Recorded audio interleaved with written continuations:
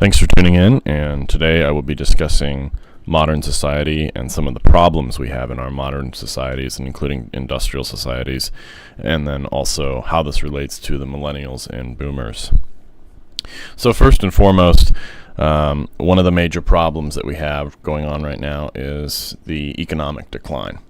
And this has to do with not only post-industrialization, but also where the money is being concentrated, and more money is being concentrated, obviously, at the top in our current climate, which is the millennials, and as the transition from millennial as they take over from the boomers, and boomers often complain that millennials are not fulfilling the necessary requirements of a society. They're not having as many children, even though in fact that actually began even before the boomers.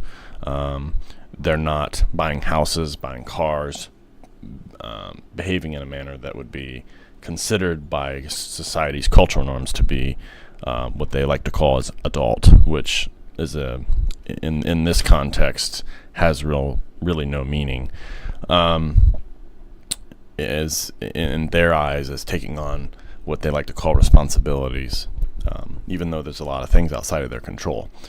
And so the first thing that I would note is that real wages have not kept up with inflation. So while wages have increased, inflation has made things more expensive exponentially as opposed to what they get in terms of their paycheck. So everything is just continually gets more expensive. So that's the first thing. And that pressure on younger populations is making it extremely difficult to fulfill all these societal needs, these things that are considered norms, societal norms, that were developed in a more prosperous area in the 50s and 60s when the boomers were growing up. So in that time period, the things that became normal were there were two people that were married. They had 1.5 kids or two kids, whatever it is, and they would have 2 cars and a chicken in every pot, and the whole white picket fence thing. And they both have or one would have a good job, and later both would have good jobs. And this worldview developed at that point because of the economic prosperity. And so, because the collective memory of the masses is very short, and people don't really recall anything beyond their parents' generation, or even grandparents' generation at the most, they don't remember a time when these societal conditions were not normal. So first of all, the idea that we're trying to reach some kind of normalization here that our parents had, that the boomers had, that's false. And second of all, also to realize that in the past there was a completely different social and cultural norms. And so, for example, in our for the boomers, and going beyond the silenters and the generations before that, the greatest generation and the generation before that, they grew up in a time where it wasn't actually normal for 2 people to have 2 kids and to live in a big house. That was a concept that kind of developed out of the 50s. Before then, you had the extended family. And so in the extended family, all these people, these aunts, uncles, grandparents, every cousins, they all either, if they didn't live in the same house, they lived close by. And this was the norm. So up until the 1950s, for hundreds and hundreds of years across many different cultures, the norm was the extended family either lives together, lives close together, or is part of an extended community, and that extended community works together and helps each other. And this community and extended family, this produces more sustainability than what we have in our current culture. In our current culture, the only way we could attain and enjoy the norms of the 1950s, which is more independence. So 2 people, 2 kids, and they're living in a big house, and they got a job, and they got plenty of money to spend. And the only way to achieve that is to have this really unfettered economic prosperity, which isn't always the case, and especially not the case in our time period. And so people, you can't just, it's, if you try to go and join a community, usually the only thing like that exists in industrialized states are things like churches or cults or something like that. So that's, people get into that as a way to find community. But it just doesn't exist within our current society. So looking back on the past, that was the norm.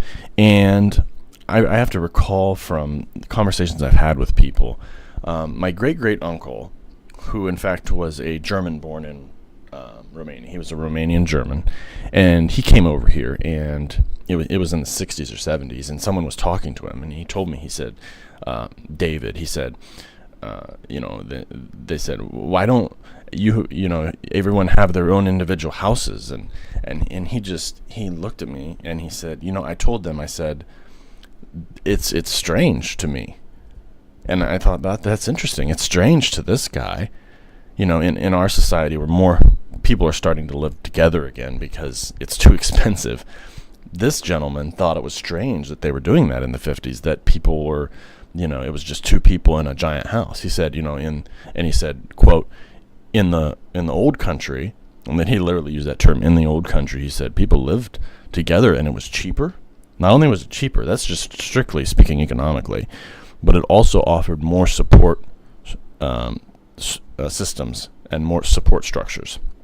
And he said if one couldn't do the one thing, the other could do it, and vice versa.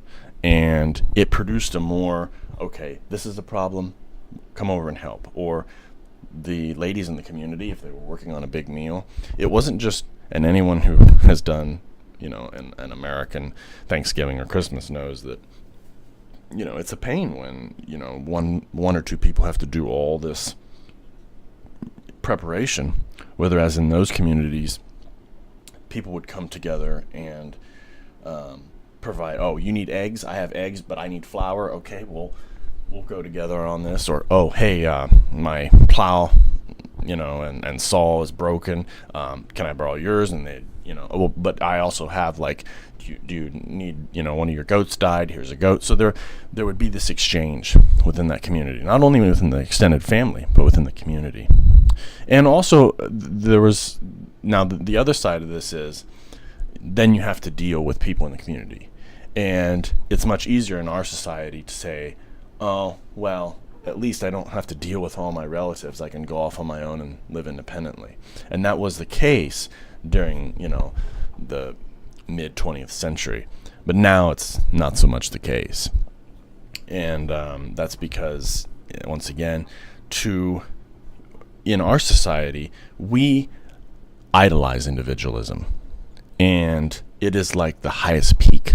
If you can do everything from build a car from scratch to hike up in the mountains and build yourself a cabin, to rocket science, to, if your plumbing breaks at 2 a.m. in the morning, you know what to do and can fix it, and then get 2 hours of sleep and then work a 10-hour shift and come home and then somehow try to interact with your child, or if you have some other work you want to do, or some other thing. And then there's so many things, especially in a modern society, your phone, your computer, your TV, your car, there's traffic, there's a lot of variables.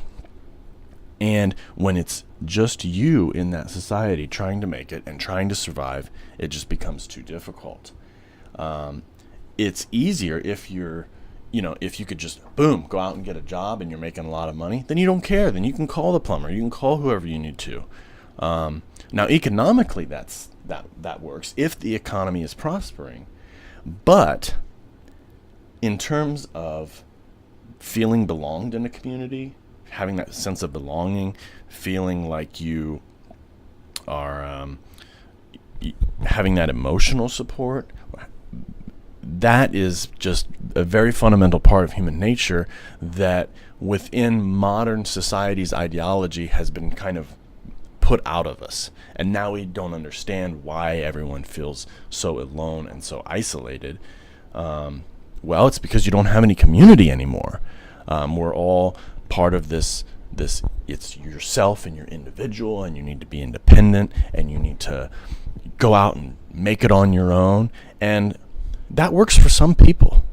But there's a lot of people and most people that feel left out, because that's not part of human nature. It's part of working together. Humans are a tribe, and we are meant to act like a tribe. And each person in that tribe fulfills a different role. And when you are outside of the tribe and you're alone doing your thing, you might be able to do certain things, but you can't do others. There's always a there's always a niche, and for, if you can find that, that's great. But as a human community, this is how we are developed. And we have nation states, we have communities, we have towns and cities, but those are like individual islands where everyone is separate, doing their own separate thing. And that's nice in a sense that it gives you a sense of freedom that, oh, I don't have these obligations from the community. I can just kind of do my own thing. But in the long run, economically and emotionally, it's not sustainable. So that leads to further isolation. And that's really the biggest part. The average person in Japan or Korea, if they were to die, a statistic came out saying that, only 1 or 2 people would come to their funeral, and it's not much better in the West. There was a case out of England where a woman died and she was in her apartment. People smelled it. No one knew, and the smell went away. And it was a year and a half later, they finally knocked on someone, I don't know, the renter, someone knocked on the door, couldn't get in, finally opened the door, and she had completely decomposed and was bones. And the TV was still on where she had died. So this is some of the problems with our society, and millennials are facing more of it. Now, boomers, even in their prosperity, would still have to face this, because they still have that isolation, individualism, obsession with independence. That they gave to their children, the Xers and the boomers, and now that there's more economic trouble because the money is being squandered at the top, and the inflation per the as compared to the wages do not keep up. Society has become much more difficult for millennials, and that's where this fundamentally comes into line.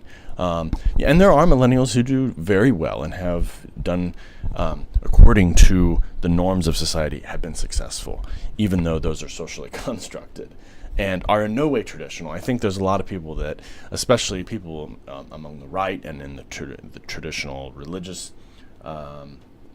viewpoint, that have traditional religious viewpoints, tend to think, oh, well, this is how God created Adam and Eve, and they that's the ideal family, is to have kids and be independent and blah blah blah. Like, no.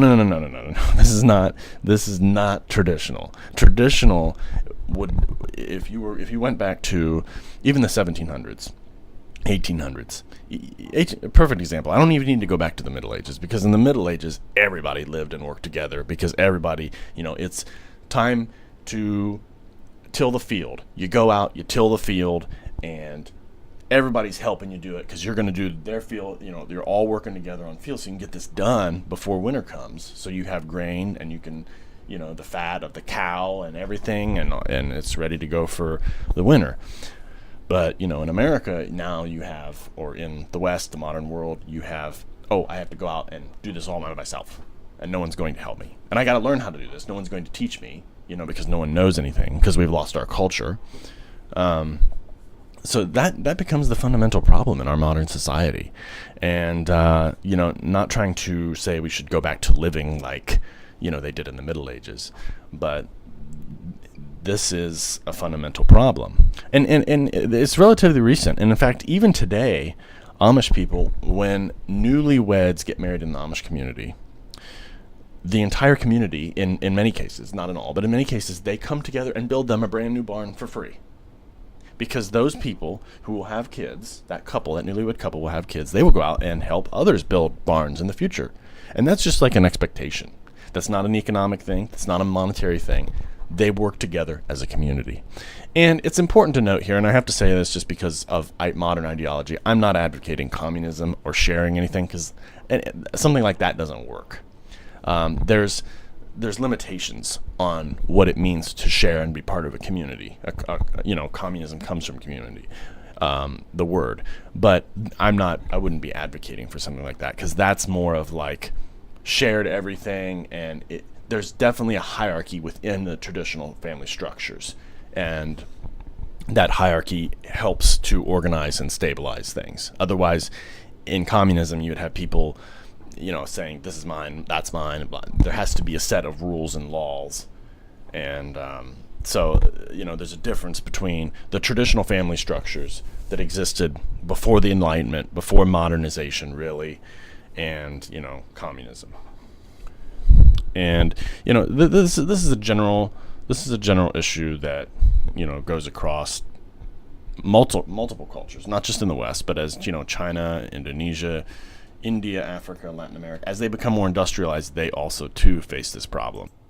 So what we really see is this this individualism that really rears its ugly head, and it's so ingrained in our society that people can't get around it. And people it's so ingrained in them, they think they have to do it. So they think, oh, I have 2 or 3 jobs now, and I live on my own, like I'm an actual person, I'm a real human being, when in fact that has nothing to do with anything. Or they think they're an adult now because they're adulting. That's a new word. I'm adulting really hard because I can do all these things independently of anybody else. And it's not that they're adulting; it's that they're surviving. They're a survivalist in this culture, which is very toxic and very dehumanizing. And so what happens is people in this culture, they don't know. They are literally stuck in between the reality of the world as they see it and this false pressure that's exerted upon them. So they have to meet these society norms, which are, you have to have a big giant house with a picket fence and 2 cars, and even if you live alone, and there's a lot of cases where people do live alone, and they are unable to find or connect with people because everybody is in their own little individualistic world, and so they just live that way. And there's a lot of resources that get wasted because people are just living in their own little space. And this takes on a lot of different bizarre forms. So, for example, once the parents want to have children really bad, and so they're just obsessed with this concept, and that does make sense. That's part of our biological nature. So they have children, and then as soon as they become old enough, they turn 18 or whatever, they have to go and become an independent unit. And the older people want to throw them out of the house. So they get them out of the house, and then, of course, the kids are like, well, I don't like them anyway. I want to go and do my own thing. So they go in there, do their own thing, and suddenly the two elderly people, they find themselves isolated. They're like, I don't have any kids. I don't have anyone to talk to. I spent all my resources and time on them. What am I going to do? Because I don't have a community, so I don't have anything else. So this takes on bizarre forms. Sometimes maybe they'll get a little active in church, or maybe they'll do something within the community to try to find that. Or they'll just constantly, they'll be waiting for grandchildren, because it'll be like having children again. It'll be something to keep them occupied. And in a lot of cases, the kids get up and move thousands of miles away, and the parents are just sitting there in a home by themselves, doing nothing, or trying to survive, pay off medical bills that they don't understand why are so high in the U.S., and they become isolated. And in a lot of cases, if one passes, it becomes very sad, because then, and then the children come in and they say, well, this person's too old to live by themselves. They put them in a nursing home, and then they die. So they die alone in that sense. And, it's a really bad situation. In a traditional family, there's always people around to support you. And it takes on very bizarre forms in Western society, and in societies that adopt Western norms, industrialization, because if you try to go outside of this worldview, if you try to be neighborly, if you try to go out and talk to people, whether it's in a city or a rural community, people think you're strange. Like, do you want something from me? What do you want? Why are you talking to me? I need to be by myself in my home, independent, not talking to you. And the only reason I should talk to someone is if we have something, if we're working together on something, or we are maybe friends from a long time ago. So just to wrap everything up, this is where we are at in our society, and this is why it's becoming increasingly difficult, not only for millennials and Xers, but also boomers and everyone across the board. And this is why, unless you're really wealthy in our society, this is the problem that we have, because it's just economics, sustainability economically, but also in terms of culture and in terms of human psychology. The system doesn't work very well. It works to an extent. Obviously our culture is working, but there's a lot of problems, and there's a decline that's been going on. And even if you're rich, you have all this money and all these material items, but then you find trouble you have to find other people that are wealthy like you, because people that are not wealthy are going to look at you like money bags, because you have all this money. So you are going to just try to find someone that is wealthy, and then it's you and this other person in a giant house, and you have all this money. So what are you going to do with yourself? What do you find? You're in a constant state of either trying to find something to entertain yourself, and then the world kind of gets numb to you, and then because you're not experiencing this range of, like, you don't have any duties or any kind of commitment to a community, you're just kind of floating out there, and all of a sudden you get addicted to drugs or something. And so those people too also have a problem, but that's more of a psychological problem, as opposed to people in the lower classes. They have both the psychological and the economic problem, and the stress of that is just becoming too much. And this is part of the reason you see a decline in birth rate. Now people in poor countries, and India has a growing middle class, that's true. But like in cases of, poor countries where they have a lot of kids, they have a lot of kids because those kids help support the family. But in our society, it's rearranged in a kind of opposite way, where the more kids you have, the more burden it is on you personally. And a lot of people can't really handle that. Humans can handle a lot, and people do it. And that's what kind of keeps things afloat. But it's a lot of unnecessary waste when you could have people working together, working and building a better society that is not only healthy, both sustainability in terms of economy, but also in terms of psychology as well. So lastly, I would have to say is where this becomes a problem is people who are looking for the blame. And they're trying to find, because everyone is a Marxist nowadays. Everyone is either part of that view of whether you could be a hardcore capitalist and be a Marxist. You share that cultural Marxism, which is that materialism is what makes people happy. And if there's a problem in society, it's got to be something to do with the material condition of society. And so people are looking around and saying, well, the problem is that you're not working enough, or the problem is that you're not being responsible, or you're not being an adult, or whatever. When in fact the problems are much bigger than that. They're part of the whole decay of society. And so where this becomes a problem is people will look for solutions that are false. So they'll say, all right, well, we just need to work harder. And so it becomes normalized for now people to work 70, 80 hours a week. For the kids who never see their parents and are being raised by TVs. So no one's raising the kids because they're not being raised at school, obviously. They're not being raised by their parents who have to work all the time. So who the hell is raising these children? These children are not being raised, and they're not developing correctly. Traditionally, they would have a mother and a father in terms of the 1950s, or they'd have an extended family. If you go back far enough, they would have the tribe. Can you imagine having a whole tribe that works together and supports in unison?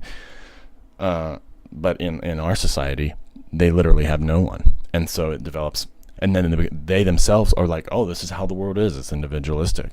And so where it becomes a problem is people develop solutions based on the current philosophy. And so they think people need to be slaves. They need to drop the minimum wage to $1 an hour. They need to bring back child labor.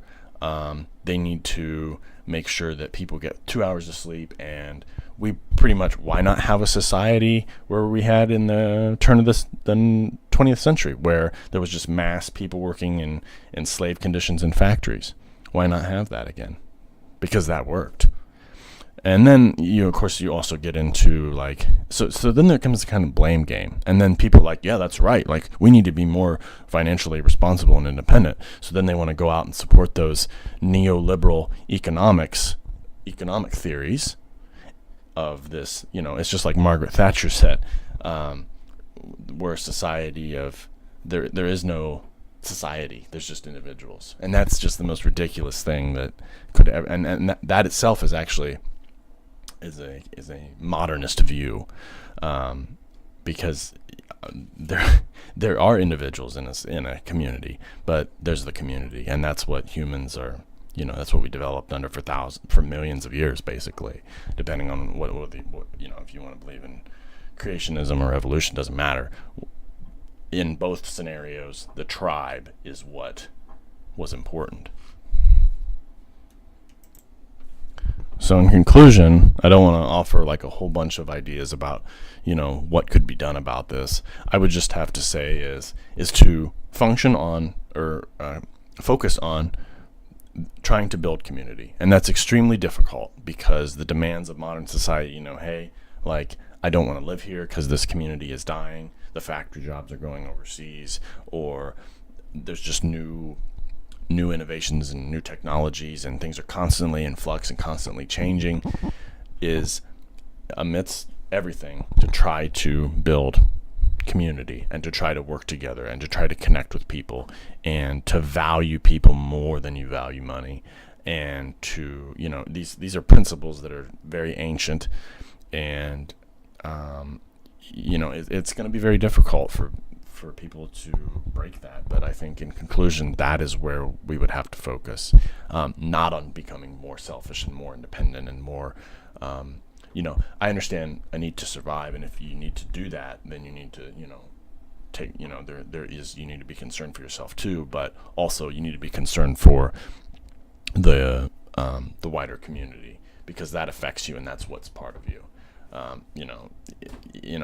If you wouldn't have roads, without taxes. So then you wouldn't be able to drive your car. It's a funny thing is everyone thinks, oh, I'm so independent.